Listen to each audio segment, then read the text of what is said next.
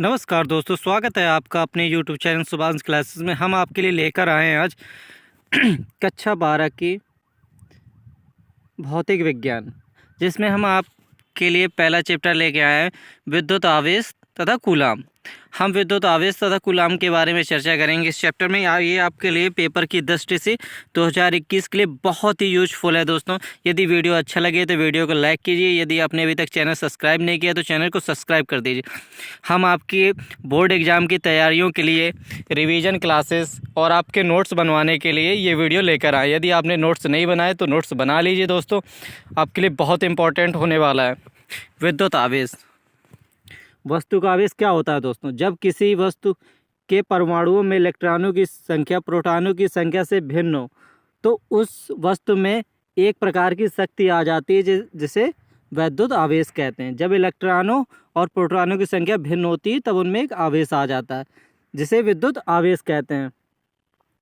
अर्थात वस्तु आवेशित हो जाती है। सेकेंड परिभाषा या तो आप ये लिख सकते हैं, वस्तु आवेशित हो जाती है। इलेक्ट्रॉनों की कमी हो जाने पर वस्तु धनावेशित हो जाती है, कमी होने पर धनावेशित तथा इलेक्ट्रॉनों की अधिकता होने पर ऋणावेशित हो जाती है। इलेक्ट्रॉन के आवेश का परिमाण E बराबर 1.6 इंटू 10⁻⁻19 को मूल आवेश कहते हैं। मूल आवेश किसे कहते हैं? ये क्वेश्चन मोस्ट इम्पोर्टेंट है दोस्तों, ये आपका 1 नंबर पे आ सकता है दोस्तों। इलेक्ट्रॉन के आवेश के परिमाण कितना होता है? 1.6 इंटू 10⁻⁻19 को मूल आवेश कहते हैं। यदि किसी चालक में मुक्त इलेक्ट्रॉनों की संख्या n तथा मूल आवेश E है तो चालक में उत्पन्न आवेश Q बराबर क्या है? n इंटू ई। n उनकी संख्या है, E आवेश है दोस्तों। आपके लिए मोस्ट इम्पॉर्टेंट भौतिक विज्ञान का रिवीजन लेके आए दोस्तों। आपके लिए बहुत ही इंपॉर्टेंट होने वाला है कक्षा 12 के लिए। यदि आपने 11-12 के लिए यदि आपने अभी तक चैनल को सब्सक्राइब नहीं किया तो हमारे चैनल को सब्सक्राइब कर लीजिए दोस्तों। वैद्युत क्षेत्र क्या होता है? किसी भी आवेश के चारों ओर का वह क्षेत्र जिसमें कई अन्य आवेश रखने पर वह क्षेत्र में आकर्षित तथा प्रतिकर्षित होता है, वैद्युत क्षेत्र कहलाता है। जब किसी आवेश के चारों ओर वह क्षेत्र जिसमें कोई अन्य आवेश रखने पर वह क्षेत्र में आकर्षित अथवा प्रतिकर्षित होने लगता है, वैद्युत क्षेत्र कहलाता है। मोस्ट इम्पॉर्टेंट है दोस्तों, ये आपके लिए नोट्स कोई नहीं लेके आएगा, हम नोट्स बना के लाएं दोस्तों आपके लिए। मोस्ट इम्पॉर्टेंट वैद्युत क्षेत्र की तीव्रता। वैद्युत क्षेत्र में किसी भी अदिश पर लगने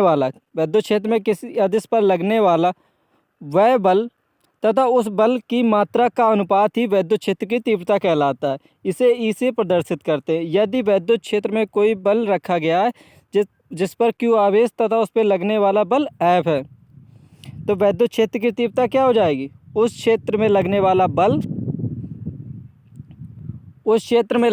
बल तथा उसके आवेश के अनुपात को ही वैद्युत क्षेत्र की तीव्रता कहते हैं। लगने वाला बल कितना है? F। आवेश कितना है? Q। इसका मात्रक न्यूटन प्रति कूलाम। बल का मात्रक न्यूटन और आवेश का मात्रक कूलाम। यदि वीडियो आपके लिए यूजफुल हो रहा हो तो वीडियो को लाइक कीजिए दोस्तों। बल बराबर 1/4 पाई एप्सिलॉन 0 के Q1 Q2 अपॉन r²। ये तो हम जानते हैं। तो E बराबर क्या हो जाएगा दोस्तों? 1/4 pi epsilon 0 Q0 upon r² into Q0। तो एक Q0 से Q0 कट जाएगा तो क्या बचेगा? तीव्रता E बराबर 1/4 पाई एप्सिलॉन 0 के इंटू Q1 अपॉन r²। ये दोस्तों न्यूमेरिकल के लिए आपके लिए मोस्ट इम्पॉर्टेंट फार्मूले हैं। फर्स्ट वाला फार्मूला है E बराबर F अपॉन Q और सेकेंड है 1/4 pi epsilon 0 Q1 upon r²। ये तीव्रता के दो फार्मूले हैं दोस्तों। निर्वात अथवा वायु में K का मान 1 रखा जाता है। निर्वात अथवा वायु में K का मान 1 तो क्या हो जाएगा? F बराबर 1/4 pi epsilon 0 K Q upon r²। E बराबर ये हो जाएगा दोस्तों। वैद्युत बल रेखाएं क्या होती हैं दोस्तों? ये मोस्ट इम्पॉर्टेंट है आपके लिए पेपर की दृष्टि से। वैद्युत बल रेखाएं क्या होती? किसी वैद्युत क्षेत्र में खींची गई वे काल्पनिक बल रेखाएं जो किसी क्षण वैद्युत क्षेत्र की दिशा का निर्धारण करती हैं वैद्युत बल रेखाएं कहलाती हैं। वैद्युत बल रेखाओं का फिगर भी आ सकता है दोस्तों, तो फिगर देख लीजिए वैद्युत बल रेखाओं का फिगर कुछ इस प्रकार है। कुछ वैद्युत रेखाएं ऐसे जा रही हैं, कुछ वैद्युत रेखाएं ऐसे घूम के जा रही हैं। तो वैद्युत बल रेखाएं का फिगर भी इम्पोर्टेंट है दोस्तों, तो आप इसे भी बना लीजिए। वैद्युत बल रेखाओं की विशेषता मोस्ट इम्पोर्टेंट है। वैद्युत बल रेखाओं की विशेषता क्या क्या होती है? वैद्युत बल रेखा के किसी बिंदु पर खींची गई स्पर्श रेखा उस बिंदु पर परिणामी वैद्युत क्षेत्र की तीव्रता प्रदर्शित करती है। ये पहला पॉइंट था दोस्तों। यदि वीडियो आपके लिए यूजफुल दोस्तों, पूरा एक चैप्टर है तो इसलिए वीडियो बड़ा होगा, तो इसमें घबराने की कोई बात नहीं। हम आपके लिए फुल रिवीजन क्लासेस ला रहे हैं, तो आपके नोट्स के लिए ये बहुत महत्वपूर्ण क्लासें हैं। तो बिना स्क्रिप्ट किए ही आप पूरा देखिएगा दोस्तों। वैद्युत बल रेखाएं वैद्युत आवेश के धन आवेश से निकलती हैं तथा ऋण आवेश में जाकर समाप्त हो जाती हैं। कहाँ से निकलती हैं? धन से निकलती हैं और ऋण पे जाके समाप्त हो जाती हैं। दो बल रेखाएं कभी एक दूसरे को नहीं काटती हैं। यदि काटती होती तो उनके कटान बिंदु पर दो स्पर्श रेखाएं खींची जा सकती हैं, जिससे दो वैद्युत क्षेत्र की दिशाएं प्रदर्शित होती, जो कि असंभव है। वैद्युत बल रेखाएं खुले वक्र के रूप में होती हैं तथा यह धनावेश से चलकर ऋणावेश की ओर समाप्त होती हैं।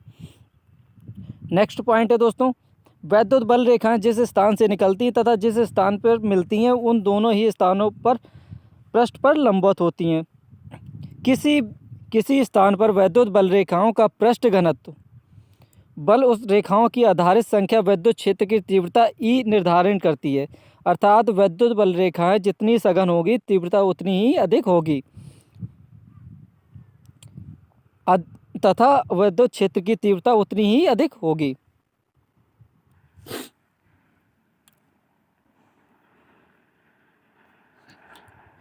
आपके लिए परीक्षा के लिए मोस्ट इम्पोर्टेंट है वैद्युत द्विध्रुव। वैद्युत द्विध्रुव अवश्य ही आता है पेपर में दोस्तों। तो जब दो समान या बराबर परंतु विपरीत आवेश एक दूसरे से अति अल्प दूरी पर रखे हों तब बनी हुई यह रचना वैद्युत द्विध्रुव कहलाती है। जब दो समान या बराबर या विपरीत आवेश एक दूसरे के अति अल्प दूरी पर रखे होते हैं तब बनी यह संरचना वैद्युत द्विध्रुव कहलाती है। मोस्ट इम्पोर्टेंट है दोस्तों ये। वैद्युत द्विध्रुव अगुण।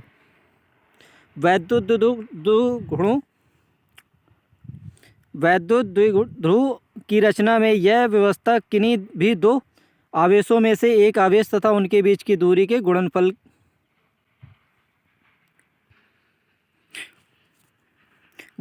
ही वैद्युत द्विध्रुव अगुण कहलाता है। इसे P से प्रदर्शित करती है। यदि दोनों आवेशों Q तथा उनके बीच की दूरी 2L है तो P बराबर क्या हो जाएगा? द्विध्रुव अगुण P बराबर Q इंटू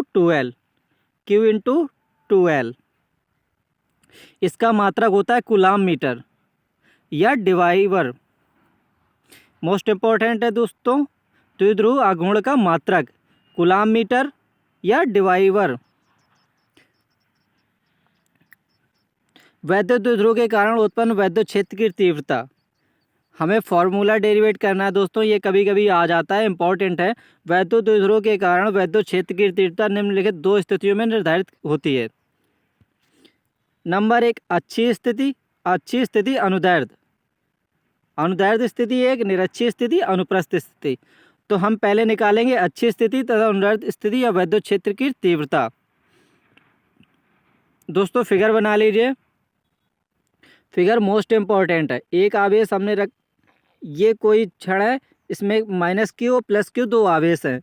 इनसे P दूरी पर एक वैद्युत क्षेत्र की तीव्रता निकालनी है हमें। P बिंदु E1 E2 और यहाँ से दोनों के बीच की कितनी दूरी? L1। मध्य से इनके R दूरी पर एक बिंदु लिया P। माना कोई वैद्युत क्षेत्र जिस पर -Q तथा +Q दो आवेश 2L दूरी पर रखें, तब द्विध्रुव के मध्य बिंदु से R मीटर दूरी पर स्थित किसी बिंदु पर वैद्युत क्षेत्र की तीव्रता E का निर्धारण करना है। P पर E का निर्धारण करना है। हम जानते हैं वैद्युत द्विध्रुव की रचना से दो आवेश हैं तथा +Q आवेश के कारण वैद्युत क्षेत्र की तीव्रता E1 और जबकि Q1 आवेश के कारण वैद्युत क्षेत्र की तीव्रता E2। इसी प्रकार प्लस क्यू आवेश के कारण तीव्रता E1 बराबर 4πε0 q upon r minus l का स्क्वायर, क्योंकि बीच की दूरी का स्क्वायर होता है। तो एल यहाँ कम हो जाएगी तो क्या हो जाएगा, आर माइनस एल इनके बीच की दूरी हो जाएगी, तो इसका स्क्वायर माइनस क्यू आवेश के कारण 1/4πε0 q upon r plus l का स्क्वायर, क्योंकि ये दूरी तो आर थी और एल प्लस ऐड हो गई तो क्या हो जाएगा, आर प्लस एल का होल स्क्वायर। अतः बिंदु पी पर परिणामी विद्युत क्षेत्र की तीव्रता, परिणामी विद्युत क्षेत्र की तीव्रता ई बराबर हो जाएगा E1 माइनस E2। दोनों के मान रख देंगे समीकरण 1 और 2 से।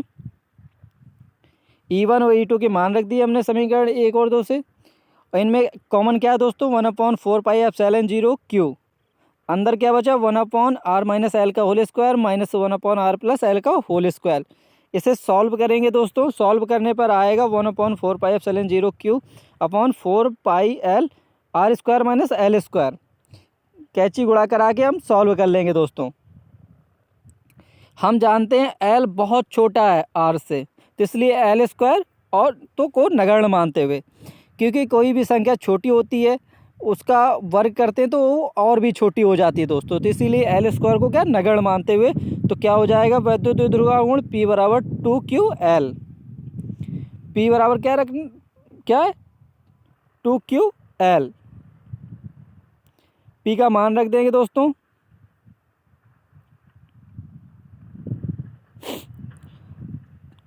तो हम P का मान हमें पता है द्विध्रुव गुण से, तो हम यहाँ से Q का मान निकाल लेंगे। तो Q बराबर क्या हो जाएगा दोस्तों, P/2L। तो P/2L रख देंगे दोस्तों, और यहाँ से काटने पीटने पर हमें प्राप्त होगा आंसर 1/4πε0 के 2P/r3।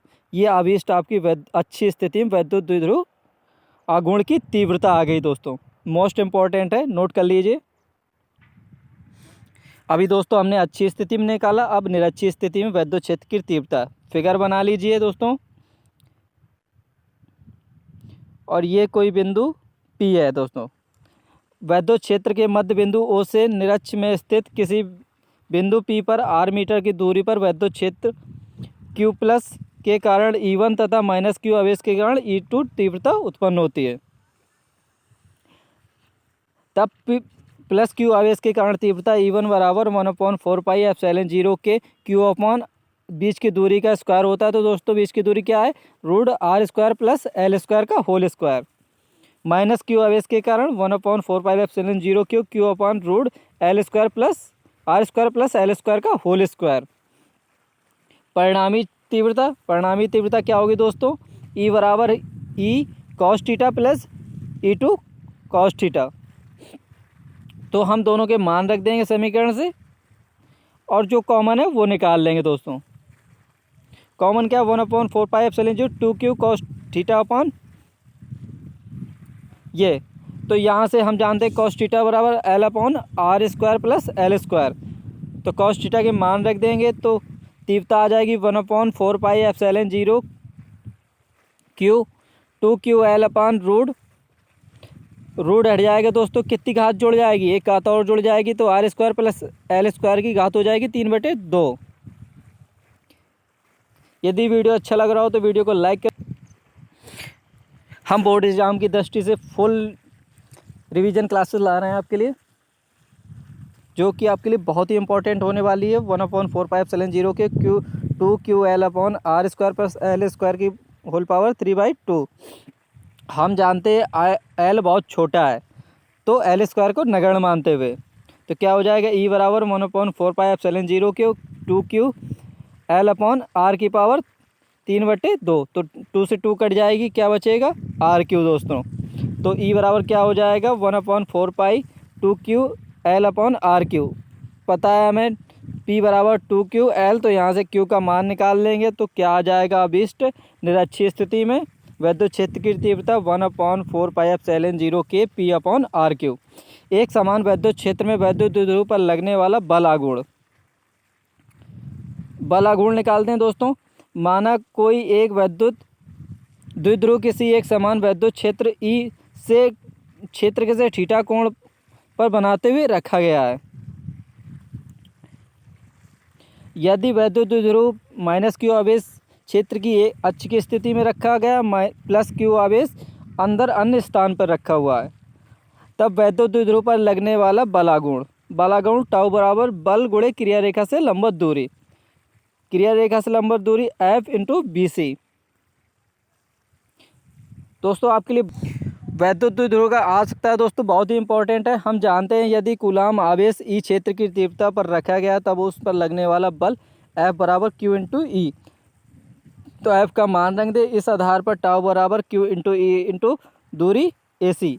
इसी प्रकार त्रिभुज के नियम से, समकोण त्रिभुज के नियम से साइन थीटा बराबर BC अपॉन AC।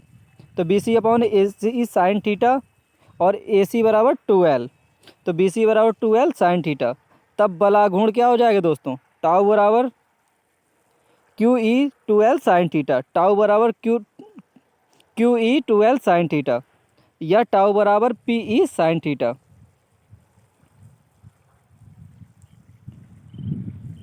दोस्तों आपके लिए वीडियो बहुत ही यूजफुल है दोस्तों, आपकी पेपर की दृष्टि से आपके लिए मोस्ट इम्पॉर्टेंट है दोस्तों। यदि वीडियो अच्छा लगे तो वीडियो को लाइक करिए, और वीडियो तो बड़ा होने ही वाला है क्योंकि हम पूरा चैप्टर लेके आए दोस्तों आपके लिए।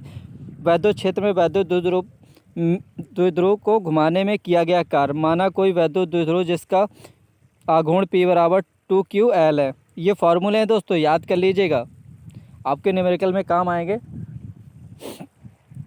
जिसकी तीव्रता ई क्षेत्र में अनुदिश रखा गया, जैसे इसको थीटा कोण पर घुमा दिया जाता है तब इस स्थिति में कार्य का निर्धारण करना है। हम ये फिगर है, ये हमने फिगर बनाया है आपके लिए दोस्तों, फिगर नोट कर लीजिए, मोस्ट इम्पॉर्टेंट है। तब हम जानते हैं तो ध्रुव माइनस क्यू और प्लस क्यू आवेश हैं, तब माइनस क्यू आवेश के कारण तो घुमाने में किया गया कार्य W1 हो जाएगा, प्लस क्यू के आवेश के कारण घुमाने में किया गया कार्य W2 हो जाएगा। तब परिणामी W बराबर बल गुणे विस्थापन F इंटू BC।